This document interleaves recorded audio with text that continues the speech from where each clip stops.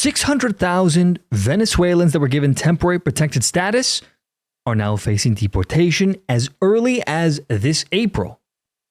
Just a couple of days ago, you see, the Trump administration revoked the extension of the TPS, or temporary protected status, for these 600,000 Venezuelans. Homeland Security Secretary Kristi Noem announced this decision, which reversed the Biden administration's previous 18-month extension of their TPS status. They, of course, did this as a way to try and attempt to thwart the Trump administration from following through with their agenda of clearing out mass illegal immigration in this country. And now the Venezuelan government has agreed to the return of all illegals from the United States, all while releasing hostages as a show of good faith to the Trump administration. This is an article from CBS News titled "Venezuela Releases 6 U.S. Detainees After Trump Envoy's Meeting with Maduro." They write, 6 Americans who had been detained in Venezuela in recent months were freed by the government of President Nicolas Maduro after he met Friday with a Trump administration official tasked with urging the authoritarian leader to take back deported migrants or illegal aliens who have committed crimes in the United States. President Trump and his envoy for special missions, Richard Grenell, announced the release of the 6 men on social media. The visit by Grenell came as a shock to many Venezuelans who hoped that Mr. Trump, I love how they call him Mr. Trump, President Trump, would continue the maximum pressure campaign he pursued against Maduro during his first term. Boy, the person who wrote this article really doesn't like Donald Trump. Now, Grenell's hour-long trip to Venezuela, according to the White House, was focused on Donald Trump's efforts to deport Venezuelans. Dude, this guy, who wrote this story? Of course, they don't have the name here. Somebody from CBS, they really have it out for President Trump. They're trying to call him Mr. Trump, not President Trump. Jeez, CBS, you guys got to do better. Oh my God. Anyway, I was focused on Mr. Trump, or President Trump's effort to deport Venezuelans back to their home country, which currently does not accept them, and on the release of the detained Americans.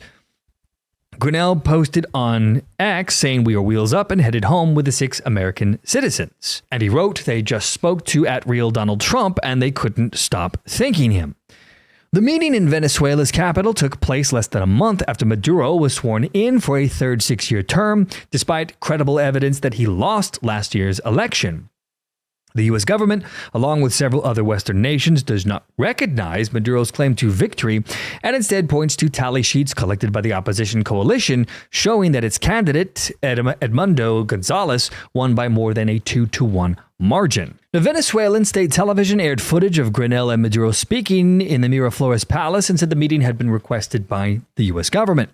Signing an executive order in the Oval Office on Friday, Mr. Trump, writes the CBS writer who hates the fact that Mr. Trump is actually President Trump, was asked if Grenell being filmed meeting with Maduro lent legitimacy to an administration that the Trump White House hasn't officially recognized.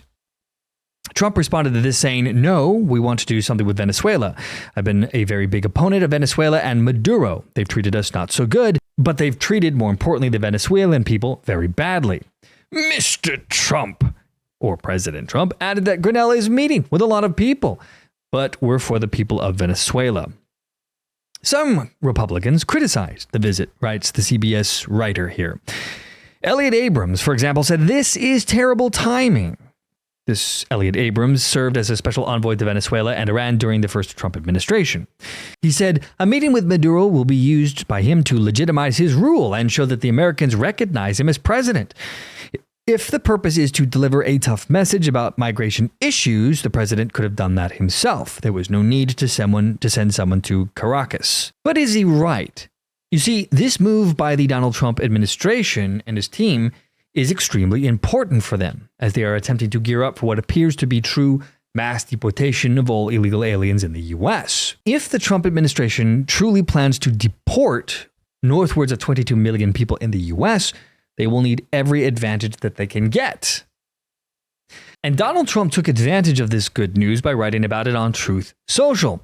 He said, "It is so good to have the Venezuela hostages back home, and very important to note that Venezuela has agreed to receive back into their country all Venezuela illegal aliens who were encamped in the U.S., including the gang members of Trinidad. Venezuela has further agreed to supply the transportation back. We are in the process of removing record numbers of illegal aliens from all countries, and all countries have agreed to accept these illegal aliens back.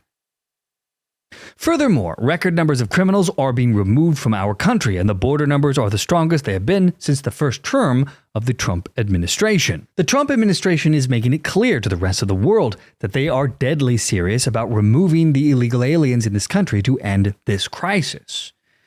For example, the State Department Special Envoy for Latin America said this Friday that there would be no deal, that when it came to Venezuela, this is not a negotiation. The Venezuelan criminals and other groups have to be deported, and Venezuela has to accept them. It is their responsibility. It is not negotiable. And if they don't comply with these requirements, obviously, as President Trump himself has said, there will be major consequences. Now, CBS would go on to write that the Trump administration has taken a slew of actions to make good on promises to crack down on illegal immigration and carrying out the largest mass deportation effort in history.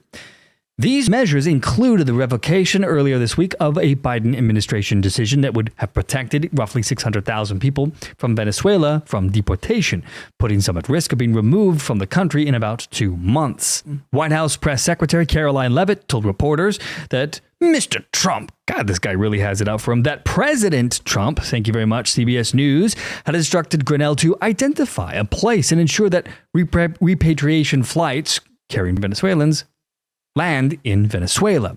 She said, Mr. Trump, President Trump, also ordered Grinnell to ensure that all U.S. detainees in Venezuela are returned home. Man, oh man, that writer for CBS, damn. Mr. Trump. What an idiot. All right, moving along though. Now, the move is leaving many, especially on the left, scratching their heads as to why the dictator in Venezuela is agreeing to absorb back hundreds of thousands of people who clearly don't like him and fled his regime. For example, this pro-immigration user on the hard-left Twitter clone called Blue Sky wrote this. He said, "I don't necessarily trust this. Trump hasn't been truthful about deals like this in the past, and I would strongly suspect that there are very significant restrictions involved." But the reality, my friend, is probably much simpler than all that. After all, we just witnessed the spanking of Colombia just a few days ago. Remember the Colombian president, Gustavo Petro, who initially refused to accept U.S. military planes carrying deported illegal aliens? Remember how the president of Colombia cited his concerns about the dignity and treatment of these people being deported, demanding improved protocols from Trump? And in response, President Trump swiftly announced retaliatory measures. He said, "Go pound sand, Colombia." And this included a 25% tariff on Colombian imports, which were then set to increase to 50% within a week. And he also added visa restrictions and other punitive actions. And the effect of all of this was immediate capitulation by the Colombian government. Within hours of President Donald Trump's threats, Colombia dramatically reversed its position.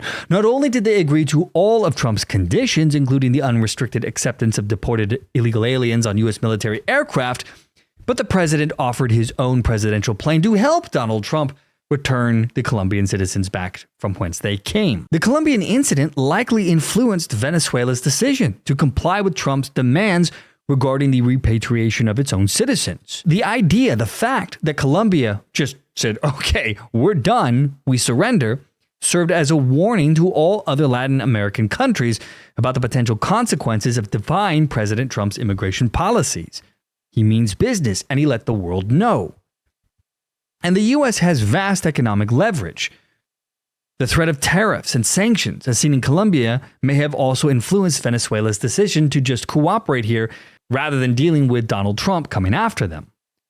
And of course, it didn't hurt to have the U.S. envoy Richard Grinnell meet with the Venezuelan president. This would have played to his ego. And who knows, maybe there were incentives given to the Venezuelan government as well. There have been speculations, for example, that the U.S. might offer to ease existing sanctions on Venezuela in exchange for cooperation on deportations. But whatever the case, the deed is now done. And now we play the waiting game. The 600,000 Venezuelans who came here illegally and were allowed to stay, thanks to the Biden administration, will soon be facing deportation. Come April, the protection that allows them to stay will expire. And as of now, it seems likely that they'll all be heading back to their homeland from where they came.